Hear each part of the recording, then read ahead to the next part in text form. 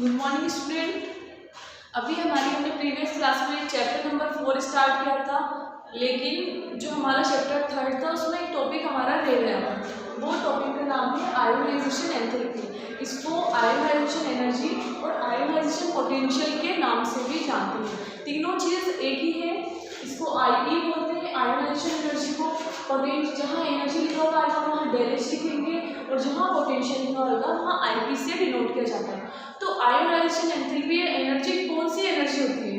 तो हम बोलेंगे किसी भी एटम से इलेक्ट्रॉन को रिमूव करने के लिए, किसी भी एटम या आयन से क्या कर रहे हैं आप?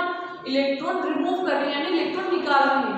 तो निकालने के लिए जो एनर्जी दी जाएगी उसे बोलेंगे अपन ionisation enthalpy. This energy required to remove an electron, यानी इलेक्ट्रॉन को रिमूव करने के लिए दी जाने वाली ऊर्जा ये कहलाएगी आयोनाइजेशन एंथैल्पी कहलाएगी। तो इसकी डेफिनेशन क्या होगी? साथ के साथ आप डेफिनेशन लिखिए।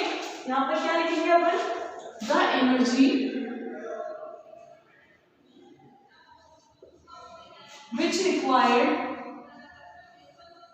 the energy which is required to remove the electron from an isolated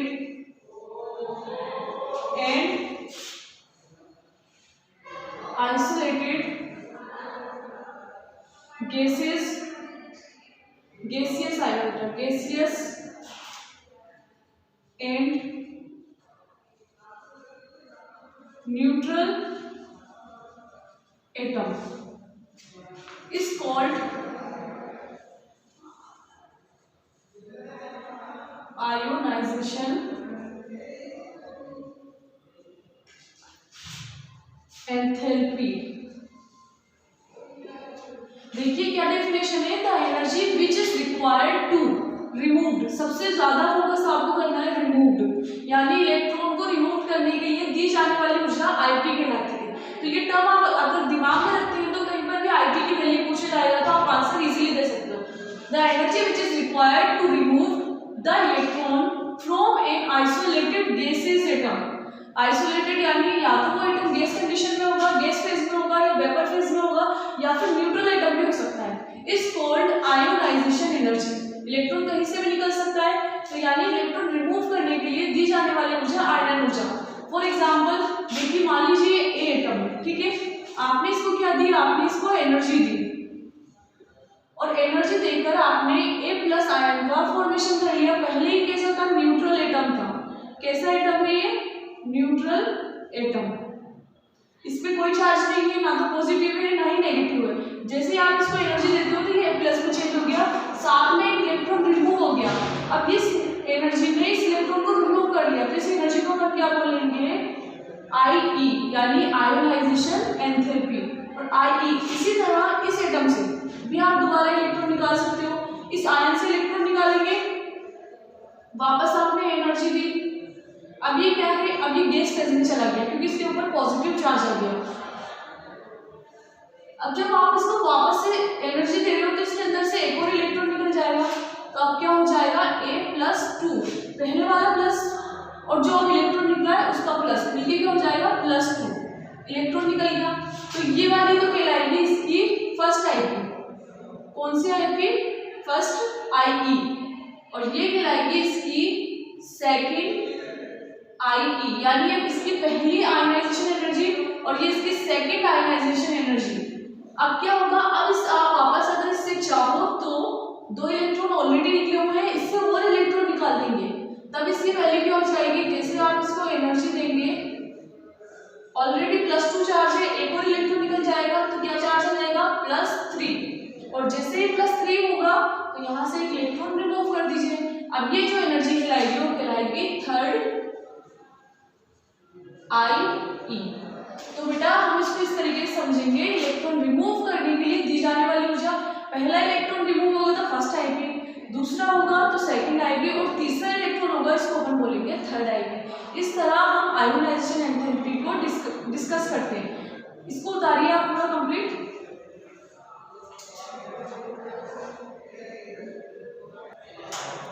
अब देखिए आप, अब हमने तीनों देख लिया। अब आपसे क्वेश्चन पूछा जा सकता है which energy is more than height, first IP, second IP या थर्ड आईपी। मैं आईपी बोल रही हूँ, आईपी और आईई एक ही चीज है, या फर्स्ट आईई या सेकंड आईई या थर्ड आईई, इन तीनों में से किसकी वैल्यू ज्यादा है। तो ऑर्डर ऑफ आईई क्या कहलाएगा, सबसे कम होगा फर्स्ट, क्योंकि यहाँ से एक इलेक्ट्रॉन रिमूव हुआ है, देन उसके बाद सेकंड, देन थर्ड। सबसे ज्यादा जो आयनाइजेशन एंथैल्पी की वैल्यू होगी वो होगी थर्ड वाली, क्योंकि यहाँ से 3 इलेक्ट्रॉन रिमूव हो रहे हैं, यहाँ से 2 इलेक्ट्रॉन और यहाँ से 1 इलेक्ट्रॉन। जितने ज्यादा इलेक्ट्रॉन रिमूव होंगे एनर्जी की वैल्यू भी बढ़ती जाएगी, तो यानी इंक्रीमेंट होता जाएगा। ये तो हुआ अपना ऑर्डर ऑफ आयनाइजेशन एंथैल्पी। अब क्या है अपना कि इसको कौन फैक्टर इफेक्ट करते हैं, उसके बारे में पढ़ेंगे हम। अब अपना टॉपिक क्या है, फैक्टर इफेक्टिंग ऑफ आईई। ठीक है, आईई को कौन कौन से फैक्टर इफेक्ट करते हैं। तो पहला फैक्टर आता है आपका ज़ेफ। तो ज़ेफ आपको बताया था, क्या होती है इसकी full form, attractive nucleus charge या इफेक्टिव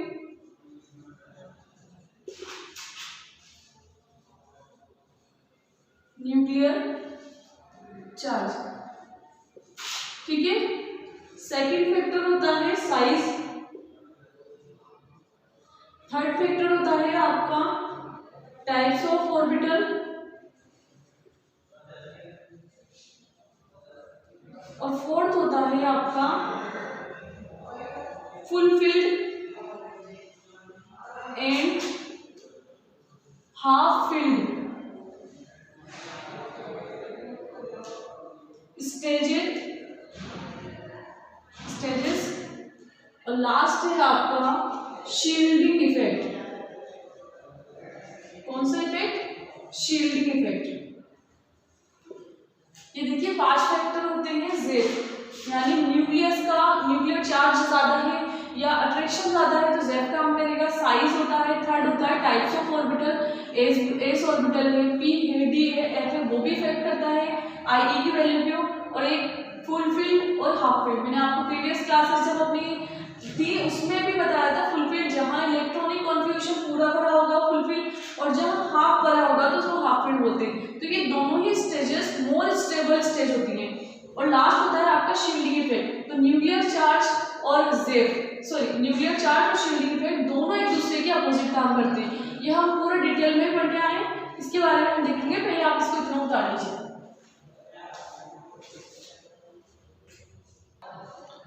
अब हम लोग इसका पहला फैक्टर पढ़ेंगे। पहला फैक्टर क्या है, ज़ेफ या इफेक्टिव न्यूक्लियर चार्ज। देखिए जब हम इफेक्टिव न्यूक्लियर चार्ज की बात करते हैं तो हम किसके बारे में बात करेंगे, पीरियड के बारे में।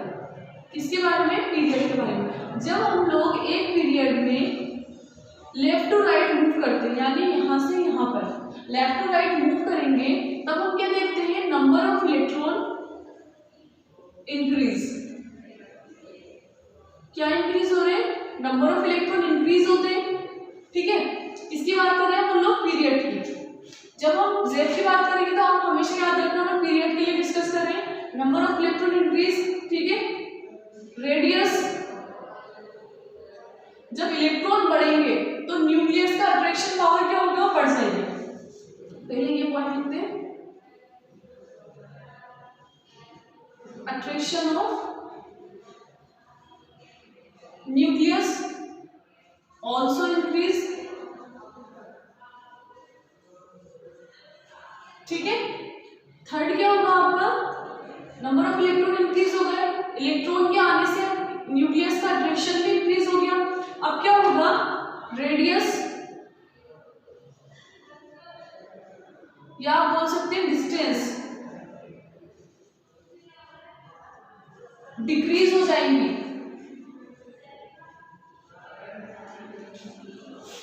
रेडियस और डिस्टेंस क्या हो जाएंगे, डिक्रीज हो जाएंगे।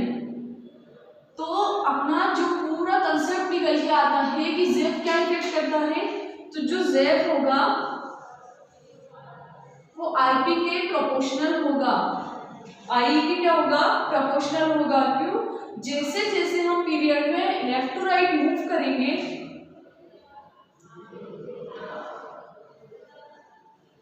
लेफ्ट टू राइट मूव करेंगे तो नंबर ऑफ इलेक्ट्रॉन इंक्रीज होंगे, तो जेफ ऑलरेडी इंक्रीज हो जाएगा। जेफ क्या है?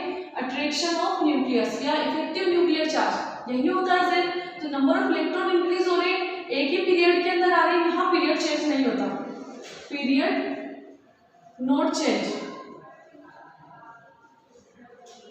ठीक है। पीरियड सेम पीरियड की बात कर लीजिए, मान लीजिए सपोज कीजिए आप 4 पीरियड की बात करें, तो 4 पीरियड में लगातार नंबर ऑफ इलेक्ट्रॉन इंक्रीज होंगे, अट्रैक्शन ऑफ न्यूक्लियस वो भी इंक्रीज हो रहा है। और आप जानते हैं अट्रैक्शन ऑफ न्यूक्लियस, न्यूक्लियस का जो अट्रैक्शन है वही क्या कहलाता है? जेफ। और जब जेफ इंक्रीज होगा तो रेडियस या डिस्टेंस कम हो जाएगी, और जब डिस्टेंस कम होगी तो आई की वैल्यू क्या हो जाएगी? इंक्रीज हो जाएगी। कैसे इंक्रीज होगी?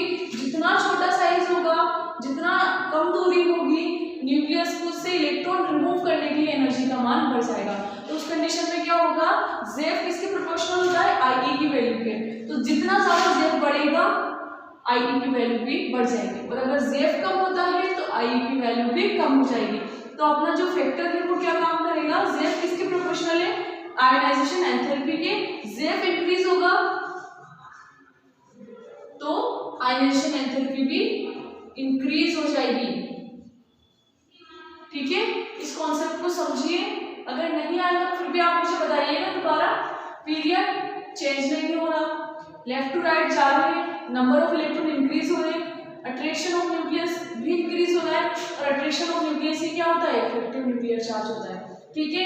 रेडियस कम हो जाएगी या डिस्टेंस कम हो जाएगी। जब ये सब फैक्टर एक दूसरे के प्रोपोर्शनल है तो जेफ किसके बराबर हो जाएगा? आयोनाइजेशन एंथैल्पी के। जेफ की वैल्यू बढ़ेगी यानी अट्रैक्शन ऑफ न्यूक्लियस बढ़ेगा, तो आयोनाइजेशन की एंथैल्पी भी बढ़ जाएगी, और अगर जेफ कम होता है तो आई की वैल्यू भी कम हो जाएगी। तो ये आपका फैक्टर ऑफ जेफ था, पहला factor.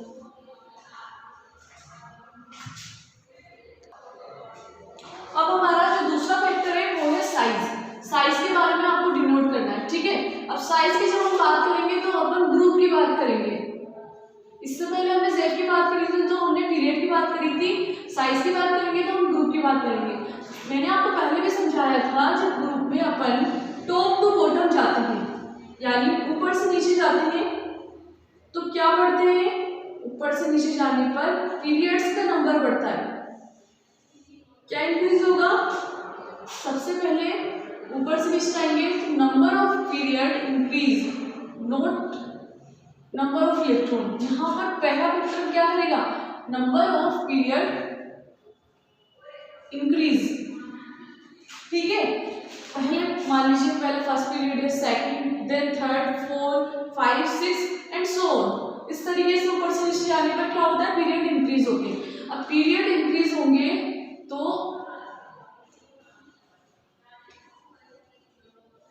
Attraction of nucleus is decrease. Jeff के अंदर इंक्रीज हो रही थी और इसके अंदर क्या हो जाएगी? डिक्रीज। जब अट्रैक्शन ऑफ न्यूक्लियस डिक्रीज होगा तो जो डिस्टेंस होगी या रेडियस होगी वो बढ़ जाएगी।